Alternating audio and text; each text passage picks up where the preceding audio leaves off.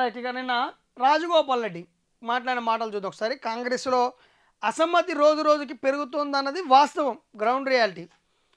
ప్రజల నుంచి పెరుగుతుందా అంటే కాదు. ప్రజల నుంచి పెరుగుతుంది పెరిగిందా అనదర్ టాపిక్. కాంగ్రెస్ పార్టీలో ఉన్న నాయకుల నుంచే కాంగ్రెస్‌కి అసమ్మతి పెరుగుతుంది కాంగ్రెస్ మీద. దాంట్లో first example Rajagopal Reddy.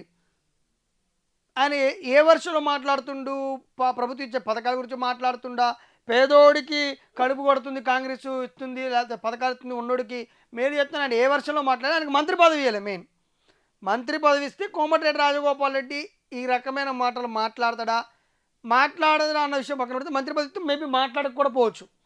So ఆ అసంతృప్తితో మంత్రి పదవి ఇస్తా అన్న అసంతృప్తితో ఆయన మాట్లాడుతున్నాను అనుకుంటా. ఫస్ట్ నుంచి రేవంత్ రెడ్డిని వ్యతిరేకిస్తున్న మాట వాస్తవం. వ్యతిరేకించే పార్టీ మారిండు కూడా.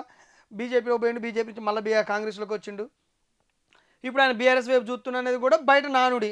సరే నిన్న ఈయన మాట్లాడటం ఈయన వాక్యల్ని కేటీఆర్ కూడా నేను సమర్థిస్తున్నా అంటే ఆయనకు ఫేవరబుల్ మాట్లాడితే ఎవరైనా సమర్థిస్తారు. అది జరిగింది. సో ఒకసారి అది చూద్దాం. చేరుకున్నోళ్ళకు బుద్ధి లేదు, చేర్చుకున్న వాళ్ళకు బుద్ధి లేదు. అంటే కాంగ్రెస్ పార్టీలో చేరిన వాళ్ళకి బుద్ధి లేదు, చేర్చుకున్న వాళ్ళకి బుద్ధి లేదు. ఫస్ట్ నుంచి సీనియర్ కాంగ్రెస్ నేతలకు లేదు అంటుండు. మరి ఆ మాట కొద్ది ఈయన కూడా పార్టీ మారిన ఈయన కూడా చేర్చుకోరు. అటు బీజేపీలో చేసుకున్న బుద్ధి లేదు, తర్వాత కాంగ్రెస్ నుంచి మళ్ళీ చేసుకున్న బుద్ధి లేదా? ఆ వర్షని ఎట్లా చూడాలి? పార్టీలు మాట అలా కామన్. సో సరే ఏదైనా ఇప్పుడు ఆయనకి మంత్రి పదవి ఇస్తున్న ఆఫర్ ఇస్తూ వచ్చిండు. బలమైన లీడరు. ఎన్ని చెప్పినా నల్లగొండలో ఉమ్మడి నల్గొండ జిల్లాలో బలమైన లీడర్ కోమటిరెడ్డి బ్రదర్స్. అందులో రాజగోపాల్ రెడ్డికి తిరుగులేని లీడర్, వన్ ఆఫ్ ద అక్కడ ఆయన. సో ఆయన మాట్లాడటం వాక్యల్ని మెయిన్ మంత్రి పదవి ఇట్లేదని మాట్లాడుతుండా. ఇంకో విషయం పక్కన పెడితే ఆయన పార్టీ పతనానికి పోచారమే కారణం, దానంను చూస్తే గౌరవం పోతుంది కాంగ్రెస్ ఎమ్మెల్యే రాజగోపాల్ రెడ్డి. ముఖ్యంగా దానం నాగేందర్ని, తర్వాత పోచారం శ్రీనివాస్ని రెడ్డిని కానీ ఇటు వీళ్ళిద్దరు మాట్లాడిన మాటలు. పోచారం శ్రీనివాస్ రెడ్డి ఏం మాట్లాడు, పార్టీ నిధులు ఇవ్వట్లేదు, పార్టీలో చేర్చుకుంటూనే కండవ కప్పుకుంటే నిధులు ఇస్తాం అని చెప్తే నేను మారినా అని ఆయన ఏదో మాట్లాడిండు. ఇప్పుడు బాగలేదు పరిస్థితి, మోసం చేసిన కేసీఆర్ని అంటూ కూడా ఆయన మాట్లాడిన మాటలు కూడా రాజగోపాల్ రెడ్డి గుర్తు చేస్తుండు. కాంగ్రెస్ పార్టీ పతనానికి ఇటు పోచారం వన్ ఆఫ్ ద కారణం అవుతుండు. సో పార్టీ పతనమే దుస్థితిలో ఉందని రాజగోపాల్ రెడ్డి మాట్లాడిండు.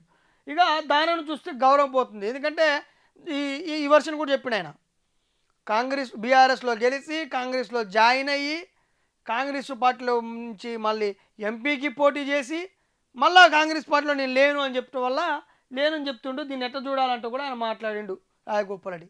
ఇక నిన్న రాజగోపాల్ రెడ్డి మాట్లాడిన కూడా అటు బీఆర్ఎస్ నుంచి కేటీఆర్ సమర్థిస్తున్న ఆయన మాట్లాడిన తర్వాత హరీష్ రావు ప్రెస్ మీట్ పెట్టి కూడా ఏ మాటలని వాక్యాల్ని మీ అవినీతి జరుగుతుందంటూ మీ పార్టీ నేతలే ఆరోపిస్తారు, ఫస్ట్ మీరు చూసుకోరని కాంగ్రెస్ వాళ్ళకి కౌంటర్లు వేయటం. తర్వాత కాంగ్రెస్లో ఉన్నటువంటి మద్దతుదారుడు రాజగోపాల్ రెడ్డి మద్దతుదారుడు అనుకోవచ్చు. నిన్నటి వరకు ఆయన మాట్లాడిన మాటలు అట్లున్నాయి. అనిరుద్ధ్ రెడ్డి కూడా జడ్చర్ల ఎమ్మెల్యే కూడా అట్లే మాట్లాడాడు. ఆయన మాట్లాడిన తప్పేం లేదు, మా పార్టీలో జరుగుతుంది దాని గురించి ఖండించిండు. మాట్లాడాలి ఎవరో ఒకరు అన్నట్టు మాట్లాడినట్టు కూడా చెప్పడం జరిగింది. సో చేరిన వాళ్ళకు చేర్చుకున్న వాళ్ళకు బుద్ధి లేదంటూ కూడా కాంగ్రెస్ పార్టీ నేత రాజగోపాల్ రెడ్డి తీవ్రమైన స్థాయిలో దూషించిందని కూడా చెప్పొచ్చు, విమర్శించిందని చెప్పొచ్చు. సో మరి ఏంది కేసీఆర్ చేసిన తప్పుడే పనే పార్టీ ఫిరాయింపులే కాంగ్రెస్ చేస్తుందని కూడా ఆయన ఆరోపించిండు. సో రాజగోపాల్ రెడ్డికి మంత్రి పదవి ఇస్తే ఇవన్నీ మాట్లాడా అన్నది కూడా ఒక విషయం పక్కన పెడితే, ప్రస్తుతానికి ఆయన మాట్లాడిన మాటలు కాంగ్రెస్ పార్టీలో మాత్రం అసంతృప్తి జ్వాలను ఎగిసిపడుతున్నట్టు చేస్తుంది. ఎందుకంటే ఆయన ఊత వేస్తుండు. ఫస్ట్లో ఆయన మాట్లాడిన మాటలు బేస్ చేసుకోనో లేకపోతే ఇంకోటో కానీ ఏమంటే తుంగతుర్తి పంచాయతీ మొదలైంది కాంగ్రెస్లో. అక్కడ మందుల సామ్యాలు ఎమ్మెల్యేని కాంగ్రెస్ వ్యతిరేకించడం గాంధీ భవన్ చేరుకుర్రు.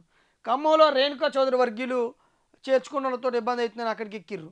జీవన్ రెడ్డి కాంగ్రెస్లో సీనియర్ నేత, 40 ఏళ్ళ ఎక్స్పీరియన్స్ ఉన్నాయని అక్కడ బీఆర్ఎస్ నుంచి పెత్తనం ఎక్కువైతే ఆ పార్టీని వదిలేసి వెళ్ళిపోయిండు.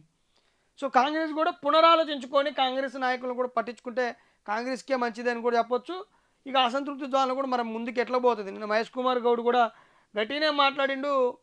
బలమైన లీడర్ అయినప్పటికీ, సీనియర్ లీడర్ అయినప్పటికీ పార్టీని బహిరంగ వ్యతిరేకిస్తే మాత్రం క్రమశిక్షణ చర్యలు ఉంటాయంట. మరి రాజగోపాల్ రెడ్డి మీద క్రమశిక్షణ చర్యలు ఉంటాయా ఉండవా అనేది కూడా వేచి చూడాలి.